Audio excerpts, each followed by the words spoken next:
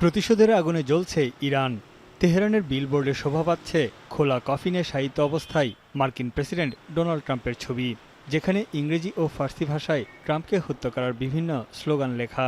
এছাড়া শহরের প্রধান সড়ক ও বিভিন্ন ভবনের সামনে আলাদা ব্যানারে ঝুলছে মার্কিন পতাকায় মোড়ানো কফিনে ট্রাম্পের স্ত্রী ও তার সন্তানদের ছবি। সম্প্রতি হোয়াইট হাউসে ইরাকের প্রধানমন্ত্রীর সঙ্গে বৈঠকে ট্রাম্প স্বীকার করেন ইরানের জ্যেষ্ঠ কমান্ডার জেনারেল কাসেম সোলাইমানি এবং ইরাকের মিলিশিয়া নেতা আবু মাহাদি আল মুহান্দিস হত্যায় তার ভূমিকা ছিল। এমন প্রকাশ্য স্বীকারোক্তির পরই ট্রাম্পকে হত্যার পুরস্কার ঘোষণা করে ইরাকের ইসলামিক রেজিস্ট্যান্স।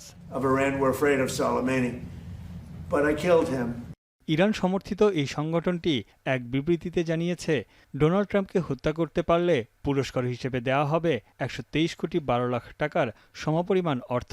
ট্রাম্পকে অপরাধী উল্লেখ করে সংগঠনটি বলেছে, তাদের সদস্য ও সমর্থকদের কাছ থেকে পাওয়া অনুদান থেকে এই অর্থ দেয়া হবে। নোভা এলইডি টিভি, ঝকঝকে ছবি, নিখুঁত শব্দ, ৫ বছরের ওয়ারেন্টি। নোভা মানি সঠিক মান, নিশ্চিত সেবা। যোদ্ধাদের হত্যার প্রতিশোধ নেওয়া বাধ্যতামূলক অঙ্গীকার বলেও জানায় ইসলামিক রেজিস্ট্যান্স।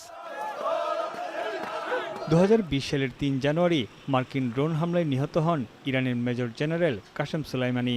প্রেসিডেন্ট ট্রাম্পের নির্দেশে বাগদাদ আন্তর্জাতিক বিমানবন্দরের কাছে তাকে লক্ষ্য করে হামলা চালানো হয়। এই সময় কাসেম সোলাইমানি ইরাকের তৎকালীন প্রধানমন্ত্রীর সঙ্গে সাক্ষাৎ করতে গিয়েছিলেন।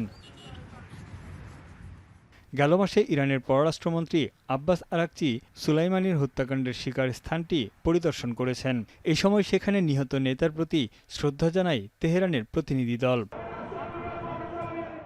এদিকে প্রয়াত সর্বোচ্চ নেতা আয়াতুল্লাহ আলী খামেনির হত্যার প্রতিশোধ নিতে মরিয়া হয়ে উঠেছে ইরানের বাসিন্দারা। আলী খামেনির জানাজায় র্যালিতে ট্রাম্পকে হত্যার বার্তা দিয়ে বিশাল ব্যানার নিয়ে হাজির হয়েছিলেন তারা।